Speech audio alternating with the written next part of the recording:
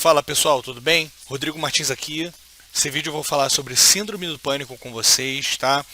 Vou explicar os mecanismos, né, o desequilíbrio que ocorre no organismo para desencadear num ataque de pânico, né? Então, vou dizer quais fatores levam a pessoa a chegar num nível de desequilíbrio, a desenvolver uma síndrome do pânico, tá? Estou aqui para dizer para vocês que a síndrome do pânico é um sintoma, não é uma doença.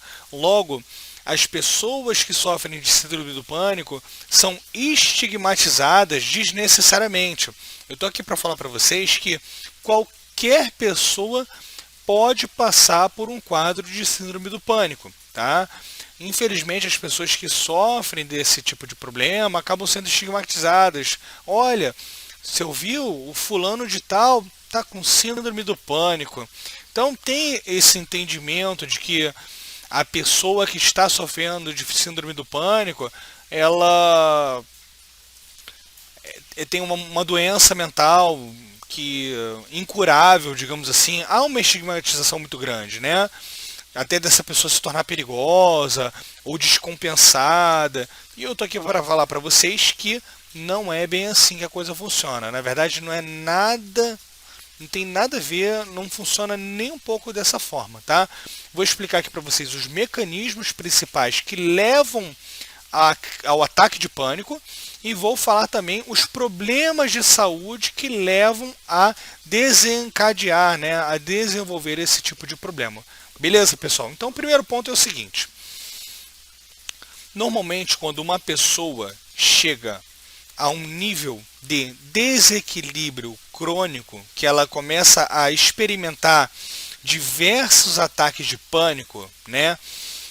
Passa a sofrer, a ter que lidar com sintomas de síndrome do pânico com uma certa frequência, isso significa que já há um desequilíbrio orgânico naquela pessoa, tá? Esse é o primeiro ponto.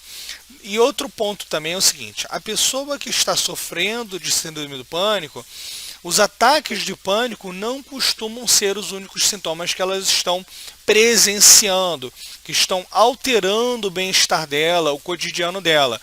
Normalmente há uma mescla de outros sintomas, entre eles, claro, ansiedade, depressão e outros sintomas secundários, como tem os sintomas que já ocorrem ali no ataque de pânico, né? Mas os outros sintomas secundários que eu diria para vocês, insônia crônica, tá? Um quadro de leve aumento da pressão arterial, de forma quase que o tempo todo passa a ocorrer esse aumento gradual da pressão arterial. Então tem diversos outros pequenos sintomas que podem ser notados que vem com a síndrome do pânico, né, com os sintomas de pânico, né? A gente poderia colocar como sintomas base, né, os sintomas principais, os cabeças, a síndrome o ataque de pânico, a ansiedade e a depressão. E os secundários, aí você entra com a insônia crônica e os outros sintomas, tá? Então, esse é o primeiro ponto, tá? A síndrome do pânico, ela normalmente não vem de forma isolada, ela vem com diversos outros pequenos sintomas, tá? Agora vamos lá, pessoal.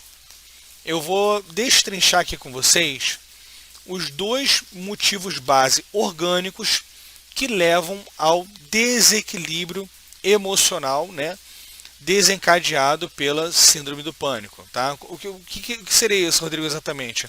Eu vou falar para vocês exatamente os fatores e desequilíbrios que levam ao ataque de pânico momentâneo, tá? Como isso acontece? Primeiro ponto que pode ocorrer, tá? Primeira opção, desequilíbrio de neurotransmissores. Seria diminuição do GABA, que é um neurotransmissor inibitório, tá? E aumento do glutamato, que é um neurotransmissor excitatório, tá? O GABA e o glutamato, eles fazem um contrabalanço um contra o outro. Normalmente, quando o GABA sobe, o glutamato desce um pouco. Quando o glutamato sobe, o GABA desce um pouco. O que nós não podemos ter é um desnível muito grande entre esses transmissores, tá?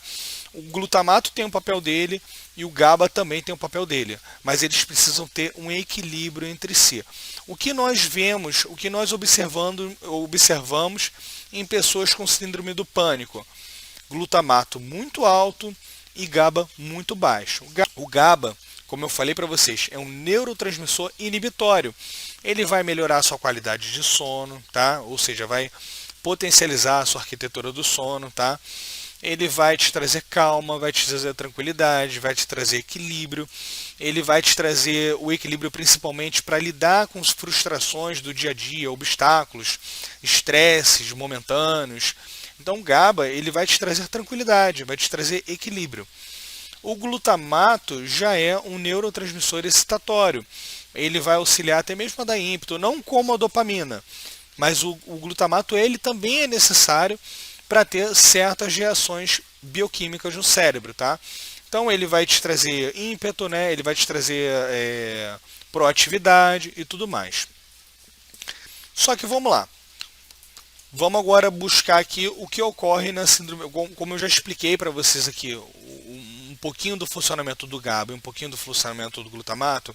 Agora eu vou te explicar para vocês o que eles têm a ver, qual é o papel deles numa síndrome do pânico. Quando você tem baixo nível de GABA e um alto nível de glutamato, isso normalmente ocorre em pessoas que estão sob um problema de síndrome metabólica, tá? Uma inflamação sistêmica, tá? Causada por estresse oxidativo, ou seja, quando a pessoa já sofre desses sintomas de ataque de pânico, ela já tem um desequilíbrio orgânico no corpo dela, tá? No organismo dela, tá? Então, com os baixos níveis de GABA e os altos níveis de glutamato, a pessoa acaba não conseguindo ter uma reação proporcional aos estresses do dia a dia, tá? Aos obstáculos, tá? A qualquer agente estressor que traga uma certa instabilidade para aquela pessoa. Se ela estivesse saudável, com níveis saudáveis de GABA em relação ao glutamato, ela iria lidar tranquilamente com aquela situação. Mas como ela tem já uma neuroquímica já hiperexcitada, ou seja, níveis altos de glutamato, baixos níveis de GABA, ela terá uma reação desproporcional, tá, a uma situação estressante. Tá? O organismo ele não interpreta que tipo de situação estressante ela está tendo. Então, essa reação, esse estresse, esse agente estressor, ele pode vir através da alimentação, pode vir atrás de uma briga de trânsito, por exemplo, pode vir através de uma discussão no trabalho, uma discussão entre marido e mulher, uma perda do emprego. Quando você, saudável, teria uma reação proporcional nessas situações, a pessoa que está com esse desequilíbrio de neurotransmissores, ela terá uma reação desproporcional. E aí virá com todos aqueles sintomas. Taquicardia, hiperventilação, tremores, visão borrada. Tá? Então esse seria o primeiro ponto. Rodrigo, como resolver essa situação de desequilíbrio de neurotransmissores entre GABA e glutamato? Tá. Primeiro ponto, você pode seguir com uma suplementação do próprio GABA, tá? O Phenibut também pode auxiliar nesse aspecto, tá? O Phenibut é uma versão sintética mimetizada do GABA, que ela tem uma forte ligação com o receptor GABAminérgico, sem causar o desequilíbrio, né, a desregulação dos receptores GABAminérgicos como os benzodiazepínicos causam, tá? Primeiro você faz esse trabalho com os níveis de GABA. Suplementos que auxiliam também a aumentar os níveis de serotonina também ajudam muito. Por exemplo, um L-triptofano, um 5-HTP, um hipérico perforato também auxiliam, né, com esses sintomas de ansiedade que levam à hiperexcitação e ao ataque de pânico. Tá? Quanto à questão do glutamato, o ideal é você... um outro suplemento que eu me lembrei aqui agora, L-teanina. A L-teanina ela ajuda a aumentar o GABA e diminuir os níveis de glutamato. Então ela tem um papel muito interessante, muito legal, tá? Na modulação GABAminérgica, tá? Agora, passando para a parte do glutamato. Rodrigo, o que eu vou fazer para diminuir os níveis de glutamato diretamente falando? Bom, Primeiro que você suplementando o GABA, suplementos que impulsionam o aumento dos níveis de GABA, indiretamente você já vai estar diminuindo o glutamato. Lembra que eu falei do contrabalanço? Se eu subo o GABA, eu começo a diminuir o glutamato. Tem um contrabalanço entre eles. E além disto, você tem que ter uma atenção à sua alimentação. Retirar completamente da sua dieta alimentos inflamatórios, tá? Alimentos inflamatórios levam ao aumento de glutamato, tá? Que alimentos inflamatórios seriam esses? Laticínios em geral, principalmente o leite de vaca, tá? Glúten, tá? Açúcar, tá? Além de glúten, açúcar e laticínios, você tem que evitar completamente também alimentos industrializados que tenham em sua formulação ácido glutâmico, tá? Monossódio glutamato e ácido aspartico. Esses três compostos aqui que eu estou falando para vocês, eles levam um aumento exacerbado do neurotransmissor glutamato. Então só vai piorar o caso, só vai piorar a situação fazer a ingestão de produtos que contenham essas substâncias, tá? Ah, Rodrigo, que produtos normalmente têm essas substâncias? Whey protein é campeão em ter essas substâncias, tá? Whey protein, temperos industrializados, aqueles temperos prontos, tá? Multivitamínicos, alguns multivitamínicos têm esse tipo de composto que faz mal. Então dessa forma você já consegue fazer, com essas dicas, você já consegue fazer uma modulação GABAminérgica e uma diminuição dos níveis de glutamato, tá? Esse é o primeiro ponto, tá? Então, resumindo aqui, primeiro mecanismo de desequilíbrio que leva ao ataque de pânico é o desnível, né? O desequilíbrio de neurotransmissor GABA versus glutamato, tá? O segundo ponto que eu tenho aqui para falar para vocês é o seguinte: no caso de fadiga adrenal, tá? É muito comum a pessoa que está com fadiga adrenal ter ataques de pânico, sofrer de síndrome do pânico. Por que isso ocorre? Quando a pessoa está com fadiga adrenal, significa que a glândula adrenal dela não está excretando cortisol da forma como deveria, tá? Então, assim, quando nós temos quando nós estamos passando por uma situação de estresse momentânea, né? Uma briga, uma discussão, pô, você tem um cachorro, um pitbull vindo correndo na tua direção. O que o seu organismo primeiramente faz? Produção de cortisol para aumentar foco, ímpeto, controle, aumenta o batimento cardíaco, aumenta a pressão sanguínea. Então você tem uma reação para aquele momento ali, tá? Essa reação causada pelo cortisol, ela vem através do foco, né? Da estabilidade emocional, mas para lidar com aquele momento ali. Então aguça todos os seus sentidos, tá? Isso ocorre para qualquer agente estressor. Como eu falei anteriormente, o organismo ele não define, ele não cria uma diferenciação entre os agentes estressores. A reação das glândulas adrenais será muito parecida para todos os agentes estressores, desde a alimentação, né? Se você comer algo inflamatório, algum alimento que haja como um estressor para o organismo, seja esse estresse a nível ambiental, sendo uma intoxicação por algum produto tóxico, digamos assim, um metal pesado, pode ser por conta de uma briga, uma ameaça, né? Então, a reação do organismo é sempre através das glândulas adrenais, tá? Através da produção de cortisol. O indivíduo saudável vai ter essa reação natural, normal, tá? A pessoa que está com fadiga adrenal, ela não vai conseguir ter essa reação natural do organismo de produzir cortisol. Ela vai entrar em mecanismo compensatório. Ao invés de produzir cortisol para lidar com essa situação, ao invés de impulsionar os níveis de cortisol para lidar com essa situação, com esse agente estressor, seu organismo vai liberar noradrenalina e adrenalina no lugar.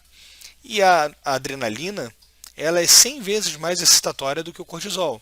E ela não tem o mecanismo de ação de foco, né, de controle da situação, tá? Ela é hiperexcitatória. Então, quando o organismo tem essa reação compensatória liberando níveis altíssimos de adrenalina, porque o que acontece?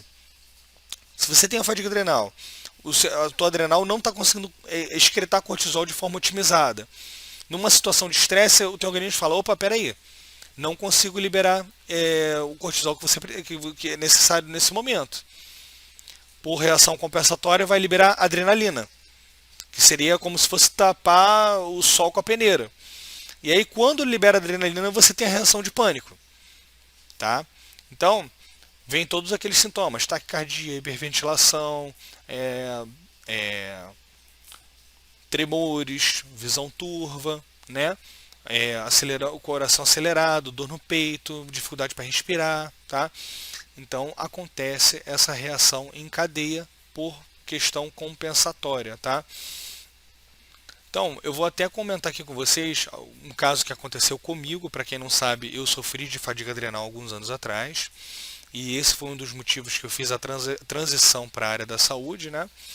Eu vou comentar com vocês do meu caso, vou comentar de um caso também que eu presenciei, né, de um cliente meu que comentou comigo, né? Para vocês terem uma ideia, um mapeamento mais ou menos de como ocorrem essas situações, né? Meu caso, Rodrigo, estava com fadiga adrenal, estava eu já sabia, já tinha esse conhecimento, tá? Da reação compensatória, da fadiga adrenal, já sabia dos sintomas que causavam, dos ataques de pânico, então eu já tinha conhecimento, eu já estava em processo de recuperação. Então, para mim foi muito tranquilo, eu fiz até um teste nesse dia. Então, vou trazer aqui o exemplo para vocês. Eu já estava me recuperando de fadiga adrenal e eu já tinha todo esse conhecimento, né, que eu acabei de compartilhar aqui com vocês sobre a reação compensatória, sobre o ataque de pânico e tudo mais. Um belo dia, fui na churrascaria com a minha esposa, estava comendo ali as carnes, feliz da vida e tal, comendo também o japonês, né, rodízio de carnes vermelhas japonesas e tudo mais, enfim. Estava lá comendo e aí eu sou apaixonado por pão de alho, né? Sou apaixonado por pão de alho. Como eu estava no processo de recuperação da fadiga adrenal, eu estava seguindo a dieta à risca, né? Estava mais de 1 ano e 8 meses seguindo direitinho a dieta, tá? Tudo direitinho, tirei completamente o glúten da minha alimentação, laticínios, açúcar, tá? Comendo só comida natural, tirei completamente os industrializados, tá? Então eu estava muito bem e também já estava assintomático já há cerca de 3 meses nessa época, né? Quase curado.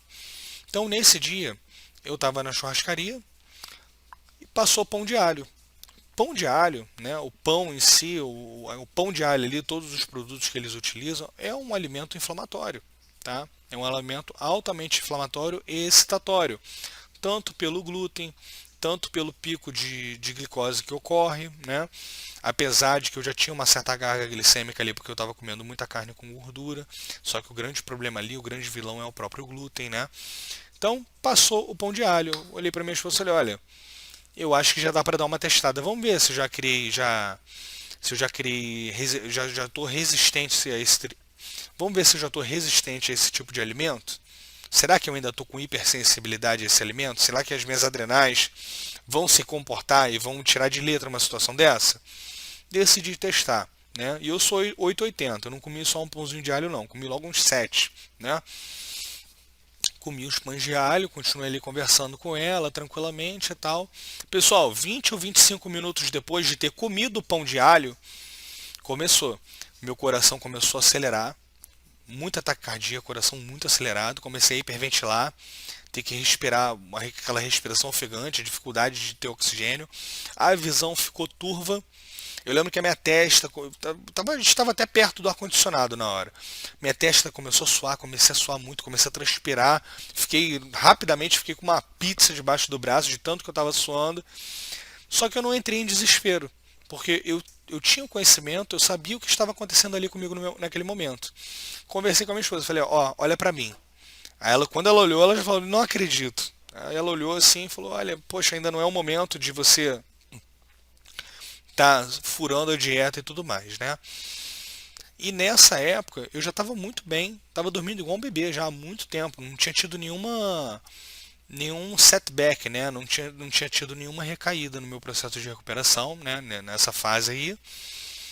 E por eu ter comido esses pães de alho, eu fiquei uns 4 ou 5 dias com insônia, sem dormir direito. Eu levei uns 4 ou 5 dias para retornar ao meu estado anterior de equilíbrio, onde eu estava bem, né? Eu fiquei uns 4 ou 5 dias tendo um pouco de crises assim meio que de ansiedade, né? Porque o organismo acaba entrando em desequilíbrio, né? Fiquei 4 ou 5 dias mal, dormindo muito mal, né? Com uma insônia chata, mas depois de uns 5 dias fiquei bom, me recuperei, tá? Esse é um exemplo. Agora, a pessoa que não tem esse conhecimento, tá? A pessoa que não tem esse conhecimento, que está com uma fadiga adrenal, o que é muito comum no caso de síndrome do pânico, está com fadiga adrenal, inclusive com desequilíbrio de neurotransmissor GABA e glutamato, a pessoa que não tem esse conhecimento, que não tem ideia disso, que não está fazendo nem a dieta, enfim, que a pessoa está completamente alienada a essa realidade, quando ela tem esses sintomas, ela entra em desespero. Imagina, parece que você está tendo um ataque do coração. E aí essa ansiedade, meu Deus, o que está acontecendo comigo? Eu vou morrer, eu vou ter um ataque do coração. Isso gera mais ansiedade e ela vai se retroalimentando. E aí você entra num ciclo vicioso ali e você vai parar no pronto-socorro. E aí você chega no pronto-socorro, o profissional da saúde que te recebe ali faz o primeiro levantamento ali de como você está. Muitas vezes já te diagnostica com síndrome do pânico, já te administra ali um benzodiazepínico e te encaminha para um profissional da psiquiatria ou neurologia. Aí você vai nesse profissional, esse profissional pega, te diagnostica com síndrome do pânico, não busca a causa do problema. As causas principais do problema são síndromes metabólicas, intoxicação por metais pesados, pode ser ocasionado por desequilíbrios hormonais, deficiência nutricional, o próprio desequilíbrio neuroquímico de GABA versus glutamato, e é por isso que eles usam muito benzodiazepínico, porque o benzodiazepínico é um medicamento que ele vai abrir os receptores GABAminérgicos, mas não vai aumentar os níveis do neurotransmissor livre GABA. Você está entendendo? Eu vou ainda entrar no detalhe aí na seara dos benzodiazepínicos. E aí, esse profissional acaba administrando um benzodiazepínico para essa pessoa, não busca causa, busca apenas gerenciar os sintomas. Quando a pessoa recebe essa medicação benzodiazepínico, ela não vai estar tratando a causa que levou a ela aquele desequilíbrio. Então, quando a pessoa recebe um diagnóstico desse e o procedimento terapêutico do profissional da saúde que a tratou é apenas através do fármaco, como é que você vai curar um problema sem estar tratando a causa? Apenas tomando um medicamento que vai gerenciar o sintoma e você vai manter aqueles hábitos errados que levaram a adoecer, má alimentação, má gestão do estresse e todos os outros fatores que podem ocasionar esse tipo de problema? Esse é o ponto. E aí a pessoa começa a utilizar o benzodiazepínico, pode durar por um certo tempo. Aí começa a criar resistência a esse medicamento, a dose é aumentada, aí volta a funcionar. Aí chega uma hora que cria resistência também a essa dose aumentada, aí tem que adicionar uma nova droga. Aí também sobe a resistência, e aí começa a causar outros efeitos colaterais, a libido cai, não consegue mais ter uma memória razoável. Aí coloca mais uma medicação para combater os colaterais dessas outras duas. Muitas vezes coloca um Elbutrin, né? Que é a bupropiona, que aí ela já mexe com os receptores dopaminérgicos, e aí o problema está instaurado. A causa não foi tratada, a pessoa continua com os mesmos hábitos que levaram ela a adoecer, continua doente, com vários medicamentos sobrecarregando o organismo dela e causando vários outros efeitos colaterais, e aí é uma corrida ladeira abaixo, tá? Então, pessoal, pô, Rodrigo, mas você não vê a aplicabilidade do medicamento de forma alguma? Vejo. Claro que vejo. O medicamento tem o lugar dele. Por exemplo, você pega uma pessoa que já está sofrendo há muito tempo, está com insônia crônica, está muito debilitada, muito mal mesmo. Essa pessoa pode ter benefício com o uso agudo, até mesmo de um benzodiazepínico, tá? Benzodiazepínico jamais deve ser utilizado de forma crônica. ele causa desregulação dos receptores GABAminérgicos. E as síndromes de abstinência deles é uma coisa terrível, tá? Uma coisa terrível. É fortíssimo. A pessoa que fica muito tempo usando benzodiazepínico é um desespero para retirar essas medicações, justamente pelo desequilíbrio, né, pela desregulação dos receptores GABAminérgicos, tá? Pausa aqui para água.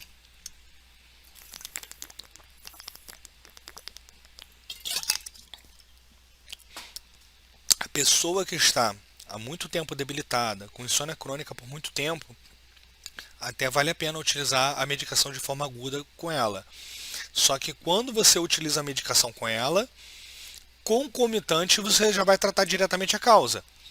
Vai buscar a causa, ver se é deficiência nutricional, ver se é desequilíbrio hormonal, ver se ela está com alguma síndrome metabólica, faz os exames de sangue, vê o nível de metilação dela, vê o nível de inflamação sistêmica que ela está submetida, como está de estresse oxidativo. E aí, através, buscando a causa, ao mesmo tempo você já vai organizando a dieta de forma correta, tá? Retirando glúten, laticínios, açúcar, alimentação natural. Toda refeição que a pessoa fizer tem que ter boas gorduras, boas proteínas, verdes à vontade. Toda refeição deve ser dessa forma. E jamais utilizar frutas, sucos de fruta ou qualquer alimento que dê pico de insulina de forma isolada, né? Pico glicêmico de forma isolada. Toda a refeição dessa pessoa terá de ter boas gorduras e boas proteínas, tá? Então você organiza a dieta dessa pessoa, faz uma dieta ansiolítica, anti-inflamatória, retira completamente os industrializados. Você faz uma mudança do estilo de vida dessa pessoa com adesão de hábitos saudáveis. E são diversos hábitos que são terapêuticos, vão realmente mudar a vida dessa pessoa. Adesão de exercícios físicos, tomar sol, pelo menos de preferência todos os dias, 20 minutos de sol, sem protetor solar, entre 10 e 14 horas, tá? Não utilizar pasta de dente com flúor, são diversos hábitos terapêuticos saudáveis necessários, tá? Para reestruturar o organismo. Então, você tem a dieta, os hábitos saudáveis necessários, você tem a suplementação para acelerar o processo de recuperação, para suprir deficiências nutricionais, tá? Não apenas isso, você tem aminoácidos que também auxiliam no reequilíbrio neuroquímico, tá? Ou seja, através desses aminoácidos e até mesmo adaptógenos, a gente consegue fazer a modulação dopaminérgica, gabaminérgica e dopaminérgica para reequilibrar os neurotransmissores e você ter uma neuroquímica equilibrada, tá? Então os suplementos são muito importantes, ajudam muito. No caso de fadiga adrenal, a gente também pode modular os níveis de cortisol, de acordo com o estágio da fadiga adrenal em que essa pessoa está. Gestão otimizada do estresse com reequilíbrio emocional. Isso também faz parte do processo de recuperação. Um psicólogo especializado em terapia cognitivo-comportamental ajuda demais, tá? Tem muitas dicas também que podem auxiliar nesse sentido, como a regra do 3, que eu vou explicar num próximo vídeo sobre isso, tá? Na minha consultoria eu falo muito sobre essa regra do 3 com as pessoas, que não adianta as pessoas fazerem a dieta, a suplementação, os hábitos saudáveis e continuarem mergulhadas em situações de estresse em que elas não conseguem sair dessas situações. Não adianta, o tratamento ele é multifatorial. Você tem que fazer todos os tópicos de forma correta. Quais seriam esses tópicos? Até para resumir. Modulação hormonal, caso necessário. Se há um desequilíbrio hormonal, vale a pena seguir para modulação hormonal. Tá? Dieta personalizada. Suplementação. E hábitos saudáveis terapêuticos. Tá? E, por último, como eu falei agora há pouco, gestão otimizada do estresse com reequilíbrio emocional. O tratamento, então, ele deve ser multifatorial e você deve levar todos esses tópicos a sério, tá? Porque eles se complementam. Então, assim, é um problema que não é tão simples de resolver. É relativamente complexo. Não existe uma droga, um medicamento, uma pílula mágica que vai resolver um desequilíbrio do seu organismo que pode ser ocasionado por diversos fatores. Tem uma gama gigantesca de causas que levam a esse sintoma que é a síndrome do pânico. Então tem que ter atenção nesse sentido, tá? Um outro caso, pessoal, que eu tenho aqui para apresentar a vocês, por exemplo, é de um cliente meu que comentou comigo, né, conversou, trouxe a situação. Um dos exemplos de crise de pânico que ele teve foi o seguinte: ele estava atrasado para um compromisso, ele é de São Paulo, ficou num trânsito gigantesco, né, muito trânsito, e ele começou a ficar nervoso, era um compromisso de trabalho, tá? Começou a ficar muito nervoso, muito desesperado, horas ali preso no trânsito, vendo que ele ia perder o compromisso dele. Sabe o que aconteceu com ele? Começou a ter aquele... E ele não tinha conhecimento, tá? Ele não tinha o conhecimento que eu estou compartilhando com vocês aqui agora. Então ele estava ali dentro do carro, nervoso, meu Deus, vou perder meu compromisso, meu trabalho e tudo mais. Do nada, começou. Coração acelerado, não conseguia respirar, né? Hiperventilação, visão borrada, visão turva, dor no peito, aquele desespero dentro do carro. O que aconteceu? Ele abriu a porta do carro, saiu correndo no meio do trânsito, abandonou o carro no meio da avenida e foi para um canto e ficou no canto ali, abaixado ali, tentando se controlar, voltar ao normal e respirar. Aí as pessoas passando ali na rua foram ajudar ele.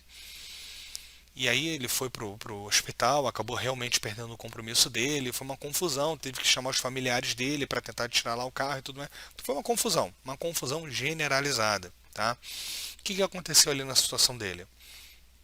Ele estava estressado e estava nervoso, porque ele estava preso no trânsito há horas, o trânsito já incomoda ficar preso no trânsito por muitas horas, ainda mais o trânsito de São Paulo, né? E aí, nervoso ali, preocupado e tudo mais. O que houve com o organismo dele? Reação desproporcional àquele estresse momentâneo. E aí, ao invés dele ter, se ele estivesse saudável, ele teria uma reação proporcional. Ficaria, pô, que droga, trânsito chato, pô, brincadeira, e pronto, vida que segue. Mas não, como o organismo dele não estava adequado e equilibrado para lidar com aquele estresse, teve uma reação desproporcional, levou ao desequilíbrio total mental naquele momento, e ele teve aquela reação completamente descontrolada de abandonar um carro no meio da rua, sair correndo, e ele achava realmente que ele estava tendo um ataque do coração. E saiu para o meio da rua ali, ficou encostado ali, afoito, nervoso ali, tendo uma crise de pânico, chorando e tudo mais. Então, essa é uma atenção que a gente tem que ter, né? Infelizmente, a síndrome do pânico é extremamente estigmatizada, né? As pessoas, infelizmente, não têm essa visão, acham que a pessoa que está com síndrome do pânico simplesmente está doida, né? E precisa de medicamentos para ser estabilizada e tudo mais. Acho que essa pessoa até passa a ficar se tornar uma pessoa não confiável, uma pessoa às vezes agressiva, ou uma pessoa descompensada, uma pessoa perigosa, e não é nada disso, gente. Normalmente, em 99% dos casos, é ocasionado por uma síndrome metabólica, tá? Que é tratada, como eu já falei para vocês aqui, com dieta, com suplementação, com modulação hormonal se necessário, com gestão otimizada do estresse, né? E reequilíbrio emocional, tá? E mudança no estilo de vida, com adesão de hábitos saudáveis terapêuticos. Normalmente não tem necessidade de utilizar fármacos, tá? Apenas de forma aguda, caso aquela pessoa esteja muito debilitada já, com insônia crônica, enfim, muito mal. E pessoal, quando eu falo com vocês aqui da dieta, né, já é um passo muito grande vocês retirarem completamente da vida de vocês alimentos inflamatórios. Alimentos como refrigerantes, goma de mascar, glúten, né, que eu já falei, né? E aí o glúten você coloca aí as farinhas brancas, né, os farináceos, pão,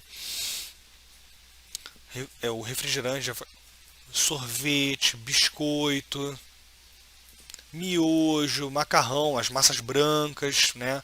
A não ser que você utilizam macarrão de mandioca, por exemplo, né, que não é normalmente que as pessoas buscam. Bala também, entendeu? Então esses alimentos aí, todos esses alimentos que eu estou falando com vocês são lixos, inflamatórios, excitatórios, que trazem picos glicêmicos, tá? Que levam a picos de insulina, que causam a famosa glicação, que é altamente inflamatória, tá? Então é evitar, né, esse tipo de situação, tá? Buscando sempre alimentos saudáveis, naturais, comer comida de verdade, evitar industrializados. Pessoal, quer saúde? Prefira fazer suas compras no hortifruti, por exemplo.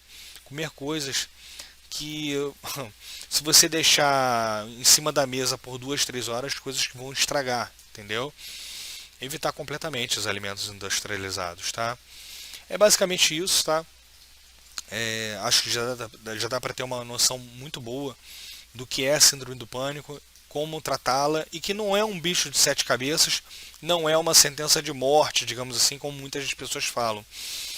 Eu fico triste e acho um absurdo a pessoa que vai num profissional de saúde com esses sintomas de síndrome do pânico e recebe a notícia desse profissional de saúde que aquela ali agora é a realidade dela, que para ela ficar estabilizada e bem, né, digamos assim, viver em sociedade, ela dependerá de medicamentos e acompanhamento psicológico pro resto da vida.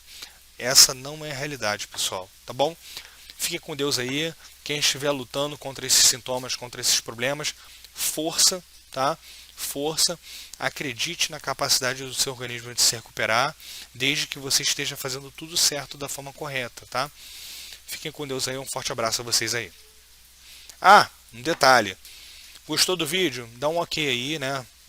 Dá um like, compartilhe o vídeo, diga aí nos comentários se você está passando por essa situação, se você já passou por essa situação, já se recuperou, tá? Que eu busco ler todos os comentários e responder também, tá bom? Forte abraço a todos aí.